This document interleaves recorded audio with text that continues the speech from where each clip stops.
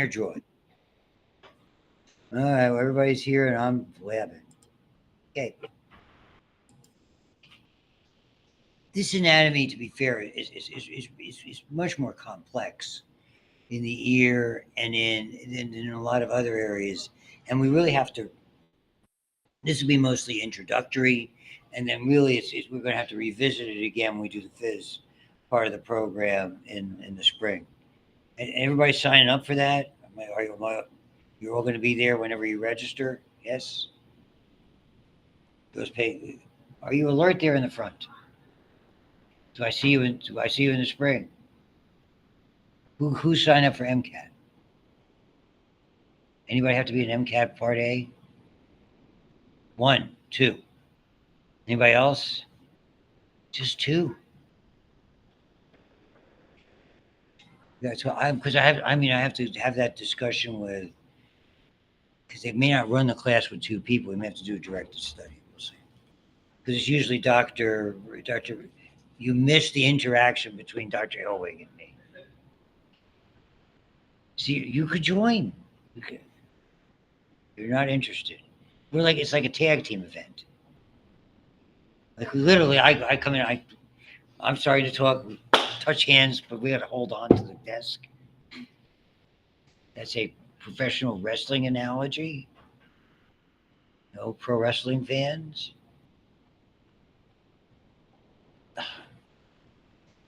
You're just it's a different world. Do you know at a graduation we had the lady who was the titular head of the WWE, whose dad founded that Worldwide Entertainment, which is professional wrestling? You had no idea.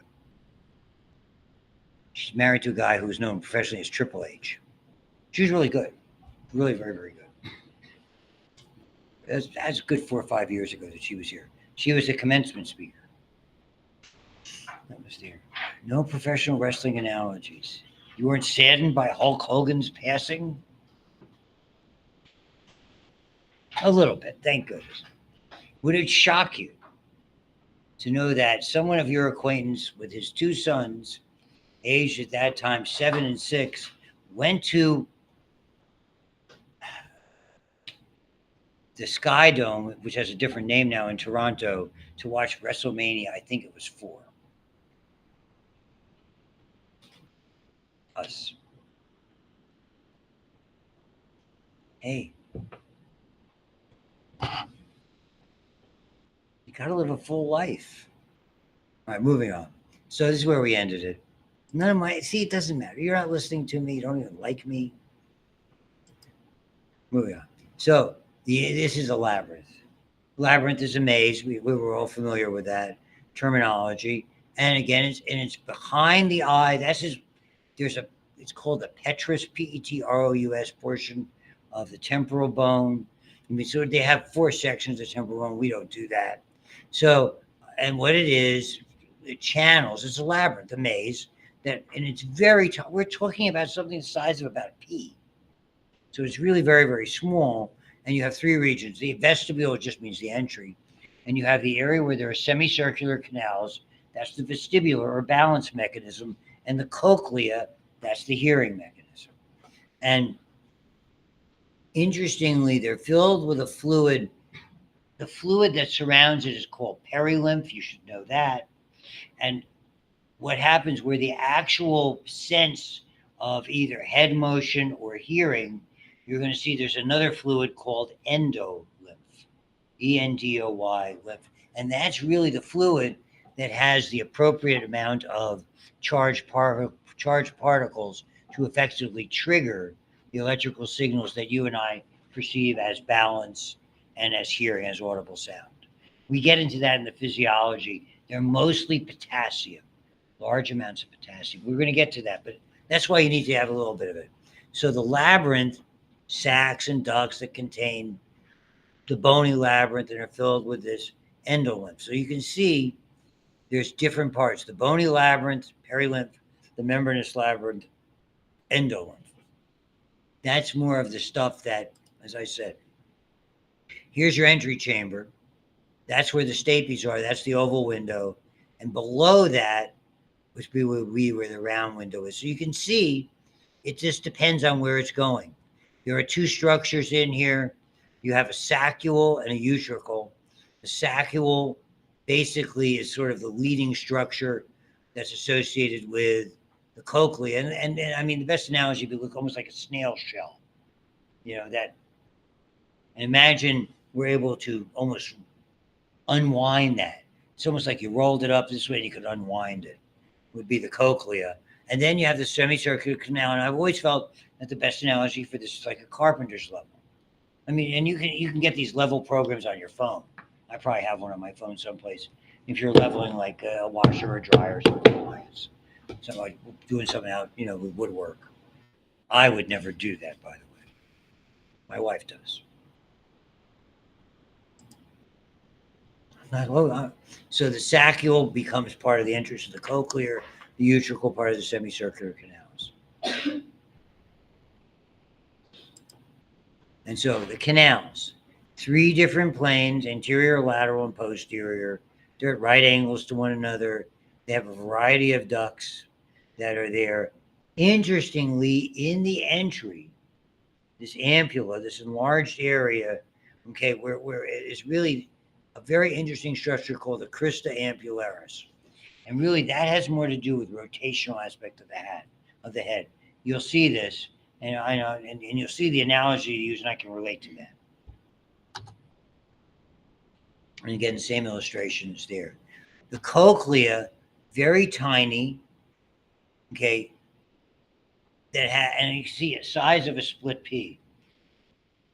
When people suffer chronic hearing impairment and finally hearing loss, a lot of times it's the cochlea that's damaged. And nowadays we can do cochlear implants. I'm unfamiliar. The technology's been around for a while, for a long time. People being able to do that. We had a lady who was adjuncting here who, back in when I started here as an adjunct, and then eventually went full time, she was still adjuncting here, who had a cochlear implant. She was absolutely deaf. She could speak fairly well, but she had to rely on lip reading up until that point. And I mean, and to be fair, the students took a lot of advantage of her. She's just a nice lady. It was just very difficult for her to try to do these. To try to teach like A and P labs and micro labs that were there. So there's a little bony thing called like a pillar called the modiolus, and all of these structures are there. And the part that you hear with is the spiral organ of Corti. So, and you're going to see the chambers in a second that are there. So the entry is the oval window. And so basically the sound waves come in here in the oval window, and they exit as they work their way all around to the end. It's sort of like going all the way to the end of that snail shell and then working its way back to go out. And they exit by way of the round window, what's called the scala tympani. And the media, or the middle, is really where the hearing action takes place more than anything else. These sort of indirectly influence it. So this is going to dovetail into when we do it's like one of the early things we do in the first third of phys. We go into the eye and ear phys. We do a little bit of cell. Most of you are pretty familiar with that. We do a fair amount of muscle, which I'm doing now. And I've got those A&P students are underwater, and they're running out of air in the tank. And then we do nerve phys, and that's part of nerve phys. So here's what it looks like. So these are the chambers, and you can see they take a section, and really we're looking at that middle chamber that's there. Okay, it's all wrapped around there, and this is really a better view. So here's the wave coming in. Here's the wave going out with perilymph. Here's the endolymph, the scala media. And this is where the organ is itself. So here is one of the terminal branches. So this is really where, if you want to think of it directionally, where the nerve starts. Because remember, it's a sensory nerve for all intents and purposes, with a tiny amount of motor. And you can see these little guys are called hair cells. This is the basilar membrane, and this is called the tectorial membrane. You'll see it in close-up in a second. Effectively, you're going to see tiny little hair cells that are embedded in this membrane, almost like my fingertips sitting in my fingers like I'm holding them here. And what happens, this moves, these are fixed, and when it moves, the little hair cells move in one direction or the other. And by doing that, think of it as opening and allowing the ability for charged particles to come in, depending on the direction they're moving. Effectively, that's what hearing is. I mean, it's not as simple as that, but that's the best. Just to understand the importance of these. We're not going to look at the physiology in this course, but I wanted to give you some context for it. So, are continuous with each other at the helicotrium, the apex. Vestibular membrane is the roof of the cochlear duct that separates the media from the vestibule. Okay, great. Okay, there's other things that are in there. And so this is the big deal. The basilar membrane supports that spiral organ of Corti. And so what that spiral organ is are hair cells. And you'll see the illustration. We have inner and outer hair cells. They're not hairs. Okay. These are, when we looked at taste buds, remember they almost look like, you know, microvilli, pseudocilia, whatever you want to call them. They were really cellular projections that look like hairs. But in reality, rather than a hair protruding, they are cytoplasmic projections with proteins in there that are surrounded by membrane. Okay. And the word I use is toggle. Back and forth. Did you ever see some of the older, really neat sports cars, rather than having like dials, they had toggle switches? You seen the old cars? My brother-in-law, when he graduated college, and he started in law school rather, he got a Morgan. You know what a Morgan is? It's got with the running boards on it. I mean, when he parked that thing, it was convertible. When he parked that in the neighborhood, we were the most popular house in town. People, all the guys are going, "What is this car?" They'd never seen anything like that. And he was one of those guys that always had to have a sports car in his youth. And he carried on into adulthood. The more money he got, the Audi TT when it came out, Lotus at one point, Porsches. Oh, God. And me, I'm driving around the people mover with the kids. The old Dodge Caravan. You know. I have two boys who are like that too. Now they drive trucks. But the one in the Navy had a Z4 BMW. And the other one always drove Audis. Oh, God. And I'm driving in a Tiguan that has 150,000. Which is great. It replaced my Subaru with 250,000. Okay, here it is. Enough about me. Never enough. So the afferent fibers, the sound fibers, really are about the inner hair cells. You see the way they look like little hairs, but they really aren't.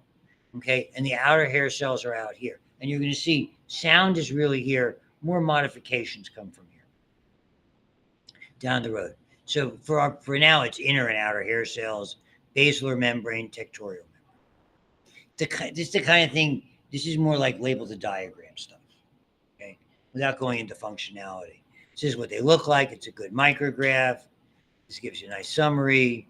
And then this is all sound. And if you are confused about this, don't ask me.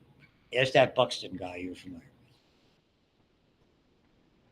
with. This is his bailiwick.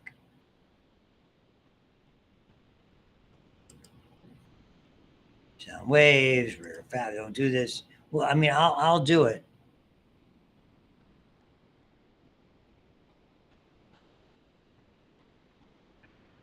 One second. Oh, what a child. And they talk all about the waves and you probably covered a little bit with that wavelengths and things like that. Did you guys do that when you did physics? Oh, God. Thank God. Just say yes, even if you didn't do it. Then I won't have to talk about it. I don't do physics. I don't do frequency and wavelengths. Blah blah blah blah blah. I don't do that, and I wouldn't have covered it now. The whole idea of decibels. This is the big deal. It was the fact that we were so unsure back then about people just didn't know any better with those loud amplifiers in close proximity. It was just unbelievably loud those days. And you always wanted to get close to the stage. They're all looking at me. He's too old to have gone to rock concerts. You see, you're younger now. It would have impressed you if I told you I saw Jim Morrison and the Doors live back in 19. Any Jim Morrison fans in the Doors? Okay, because he only lived to be 27. They were only popular for about a 5 year, 6 year span. So I think it was 3 years before he died. So the Lizard King in full bloom, and it was great. It was Atlantic City. Springsteen, I'm sure, was at that concert because he grew up one town over. Had to be. Only 1,500 people at Asbury Park Hall, right on the beach, and not even South Jersey. It's sort of more of a North Jersey beach. So you guys just, we can't believe we were young once. I told you I had a student sitting right there in one of my classes. She really was one of the better students. She had no idea what Woodstock was. I had to go home and I was, see, I had that response. You know what it is or was. God bless you. And I always knew I liked you. Jenna? Had you ever heard that name before? Oh, God. You got to get out more.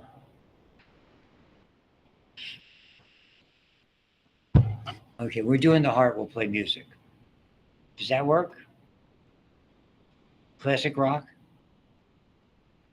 I usually do again for the heart if I only had a heart.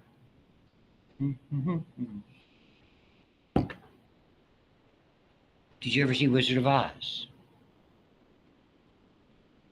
No? Oh, Sound of Music?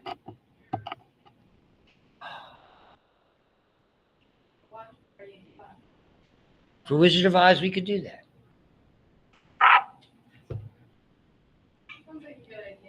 We're not in Kansas anymore, Toto. Okay. And we did all this. We did all this. We did all this. Yeah, I'll show you the thing. And this is all. We're done with the anatomy for now. And then the hair cells and the rolls of the outer and the hair cells. I mean, it's sort of, we see a fine tuning, and this is part of that olfactory adaptation, so we can adjust the sounds. That's what they do. And we'll go through all of that type of stuff. It's there, and the same thing with when we look anatomically. Again, they're different structures that are here. Yeah, that's the name for the hair cells. They're called stereocilia. The name escaped me, and you're going to see. And anatomically, there are otoliths that are made of calcium carbonate.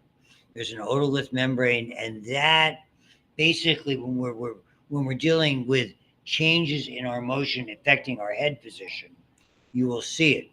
That's here. So acceleration and decelerations, up and downs, front to back. And the best way is to show you what they look like. So anatomically, these are their version of hair cells. These are stereocilia. Okay, they're embedded in this membrane that's here, and this is the otolithic membrane. And so again, movements of these otoliths, these calcium carbonate stones, microscopic stones, basically have a certain amount of weight, and then depending on how they move, they will tend, if you're accelerating or decelerating. Think of G forces. Somebody is on a jet plane, a jet pilot, or accelerating or decelerating. The kind of thing again, Kennywood type rides, things like that. So bending depolarizes, hyperpolarizing, away, bending down, bending forward. And again, we look at this a bit in the physiology. So this is how your body is able to interpret and hopefully adapt to those head movements. And some people can and some can't. And that's that Crista ampularis. That's sort of in the entry level, and this is all about rotate. I mean, we were little kids. We for fun, stupidly, we just turn around as fast as a kid and get like, oh my god, I can hardly sit down. The room is spinning. And this is the actual micrograph. I always found fascinating for that. It really looks that way. And here you go. And so actually bending of the hairs causes depolarization, impulses, blah, blah, blah, blah, blah. This is the analogy. So if you ever wondered, and my daughter figure skated competitively for 7 years. So, I mean, I was just always, I loved the spins. I could never imagine how they did that. So you just have to have the ability. And effectively, if you didn't know, when they're spinning fast, they make themselves narrow. And when they're trying to slow themselves down, they make themselves wider, effectively. And she could do that and do the sit spins and things like that. Spins were big because the gal who won the Olympics, has been in the news a little bit, Oksana Biol back in '94. She had a unique way of doing the spins. It's so flexible. She could take her arm and grab her leg. And I mean that really won her. That was a very famous Nancy Kerrigan, Tanya Harding Olympics. If you go back and look at that, I mean they actually just checking the message. It actually ended up. This girl's boyfriend literally mugged the girl who was the favorite, Nancy Kerrigan, and ended up trying to break her leg so she couldn't beat his girlfriend, Tanya Harding. I mean, it was the ultimate figure skating scandal. They did a bad made for TV movie, and you know where they filmed it? Here, Pittsburgh. So over at what used to be called Blade Runners, it's now the ice rink over in Harborville. We always skated there most, and skated up here if you didn't know. So I mean, and that's really part of it. And these are some of the eye movements that are associated with it. Remember, I was telling you about hot and cold things that you begin to look at the nystagmus as those motions that are there, and they go through all the receptors. This is all about motion sickness and things like that. So these are the type of agents. So a lot of people, the first time they go on a cruise, or sometimes whenever they go on a cruise, they use like a patch, a scopolamine patch, because it's absorbed a set rate daily or however long the patch lasts. If anybody gets motion sickness like that, that's the kind of the things that you would use. So June of 20, it was June of 20, was it 23? Yeah, June of 23. Had to be. So June of 23, I went on, and I get seasick. So I went on, we did what's called a Tiger Cruise, which when you go, it's like a fun cruise for mostly for a limited number of friends and family. For my son's ship, going where they were dropping off their weaponry from Jacksonville to Norfolk, where they store all that stuff. When ships go out, they have to pick up their weapons separately, like this. And he only had 96 guided missiles. And he's like, here, Dad, every day he's giving me, take, what are these, scopolamine, just chew them, shut up. I don't want you puking in my bunk because I was sleeping. So I mentioned not to have children, and we'll talk about deafness and things like conduction net deafness is a little bit different. So these are things, damage to the eardrum, chronic infections, odd diseases that cause the ossicles to kind of, almost diffuse together. And then this is a little bit different. And that's the one where we start exposure to loud sounds, things like that. Other unusual nerve deafness is a little bit unusual. This, normally conduction, you could, amplification helps. Not nearly as much here. And you can see these, it's cochlear implants, very effective comparatively. This is something, and I feel compelled to tell you about it. People pronounce it, I always learned tinnitus. My wife says it's really more appropriately named tinnitus because she gets it occasionally. She's done a lot of reading. And this is typically the ringing or buzzing ear that just does not go away. Okay. That's a big player. Aspirin, of all the non-steroidals, And unfortunately, this can be irreversible. So a lot of people would be so much. I'll take a couple of that. And aspirin's in a lot of stuff. Excedrin or generic headache medicines. Aspirin, acetaminophen, and caffeine. That's been the mix forever of Excedrin, which a lot of people, myself included, find to be a pretty effective headache medicine. You got to be very careful to not ODing on aspirin. It's also really rotten for your stomach. Telling you now, this stuff I know a lot.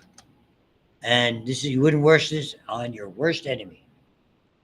Meniere's is an autoimmune disease, we think, that affects the labyrinth area in both the cochlear and semicircular canals. Why your body attacks it. Okay, you can use the anti-motion, but it's so severe. And I always share this particular anecdote. We talked about the very famous Tree of Life Synagogue, now unfortunately somewhat infamous. We were married in 1978. My first wife wanted a June wedding. The gal who got the last June, we were married July 9th. So the gal who got the last June date it was like a relative of a relative. And she was we were all about the same age. Very, very, very attractive, lovely looking girl. So when we went to like bar mitzvahs and weddings, we would always see her. Okay? And one of our relatives had 3 kids who were bar mitzvah or bat mitzvah. So it's 2 boys and a girl, over almost like in a 4-year period. At the start of the period, we saw her, we knew who she was, we talked. She was lovely. And my first wife was always envious because she was just so strikingly good looking. The last time we saw her, she had developed Meniere's disease. She was unrecognizable. She could barely walk. She couldn't have been more than 30 years old. She could barely walk to the chair and sit down. She was the only thing they had treated her with, obviously, was steroids. She was the complications of long-term use of prednisone, which was the treatment at that point for autoimmune diseases.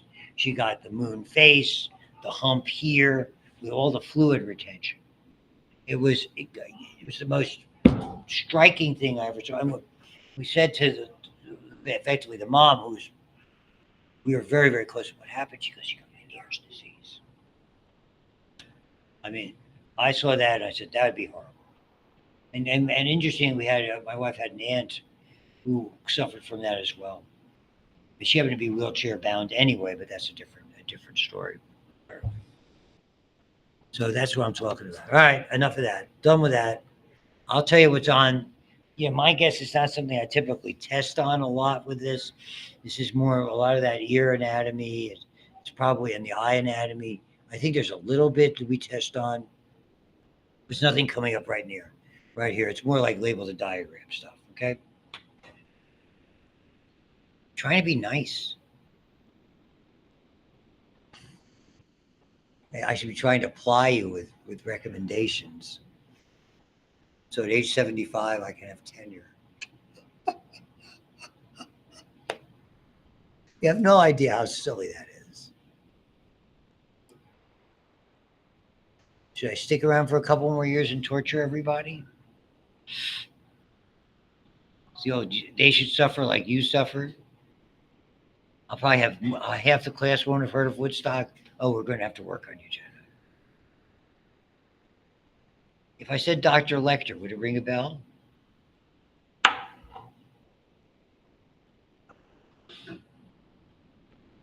It's okay. If only this were alcohol.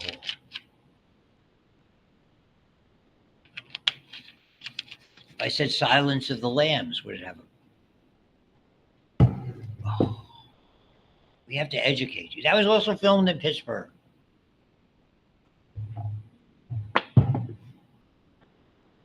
You didn't know it was filmed here? No. Did you see it? Oh, yes.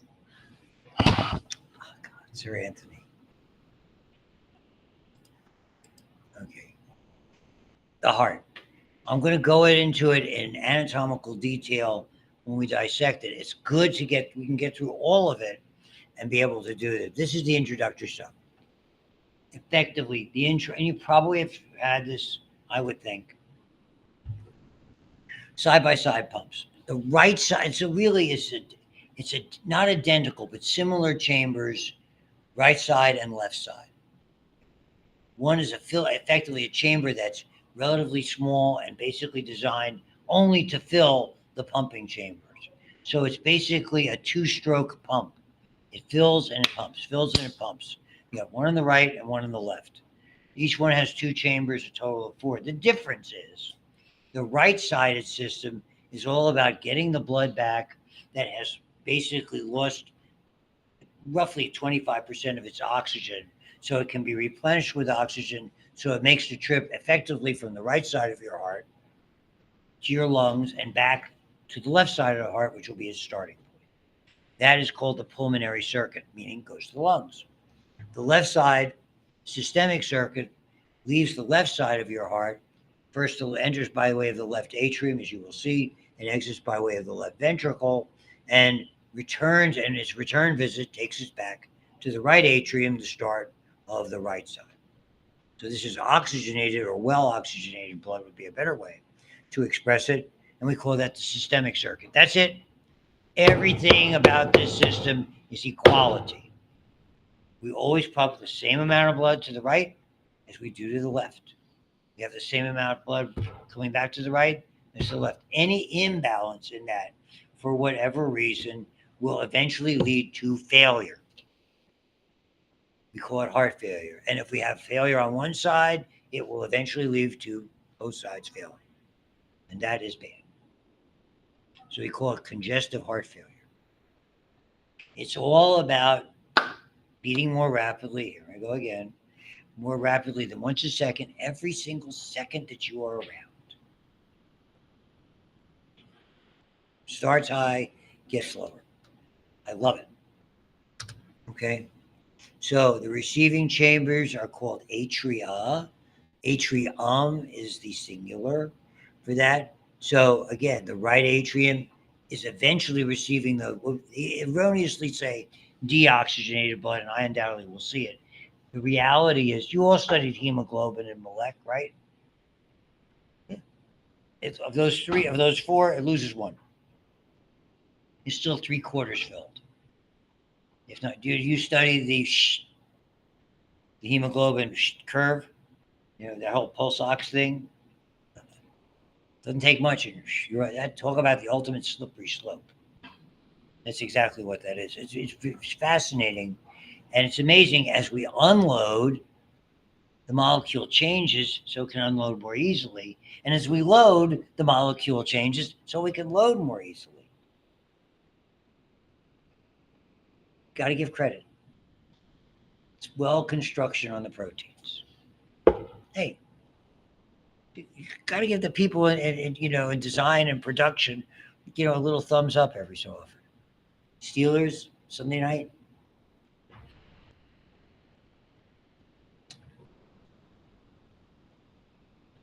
Oh, these two games are going to be hard coming up. Ugh.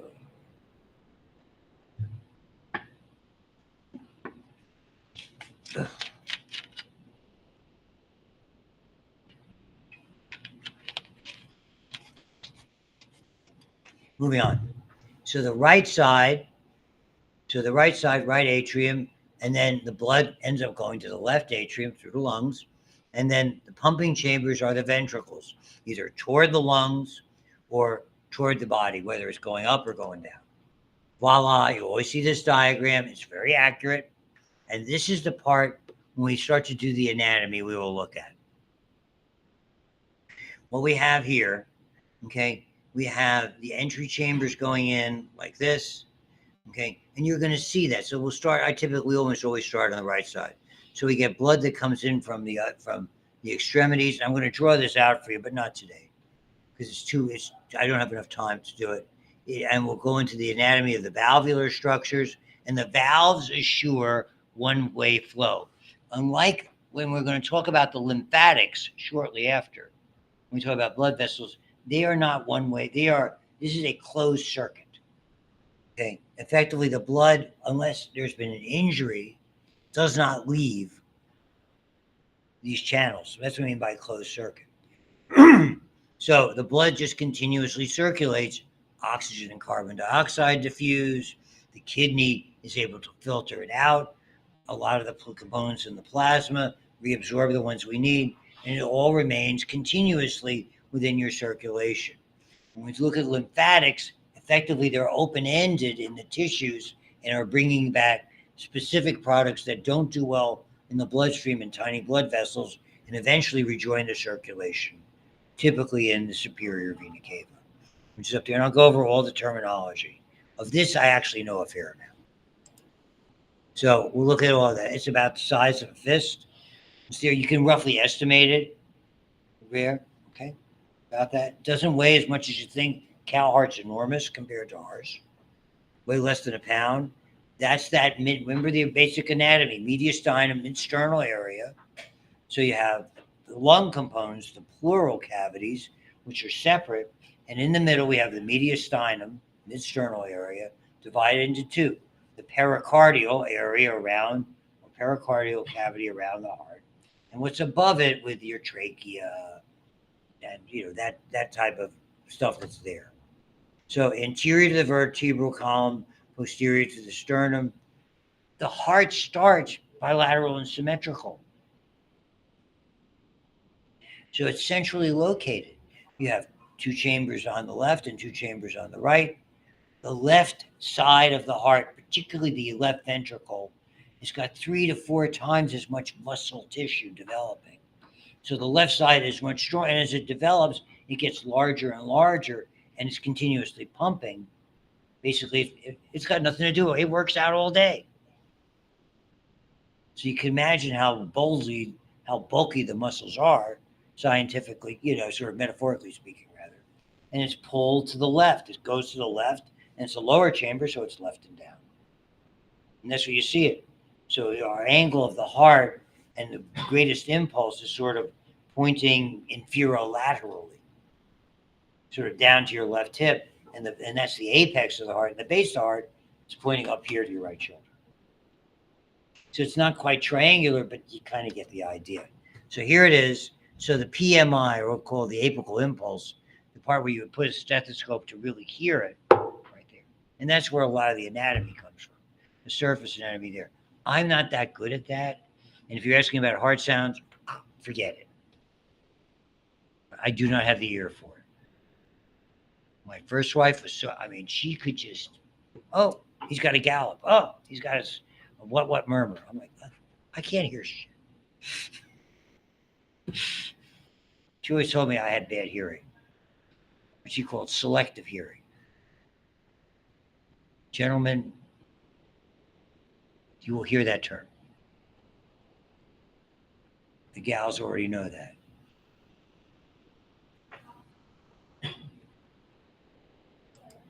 So here's where the location is, so to speak. That's there, centrally placed. That's why we do CPR between the body of the sternum and the vertebrae. The base up towards your right shoulder, the apex left hip. And as we palpate down to the 5th and 6th ribs, just below the left nipple, that's where, there's a reason we put stethoscopes where we put them. And here's, it's a decent enough illustration. And I'll go into why the vessels are where the vessels are. These are ear-like things, kind of, they're interesting. They're entry chambers or modifications. They're called auricles because they look like an ear. And so you will see them. I will stop. I think it's good to stop here, right? I can do this with this visceral, and let's stop it here. I don't want to give a short shift because that's kind of important. All right, we're good. Get done a few minutes early.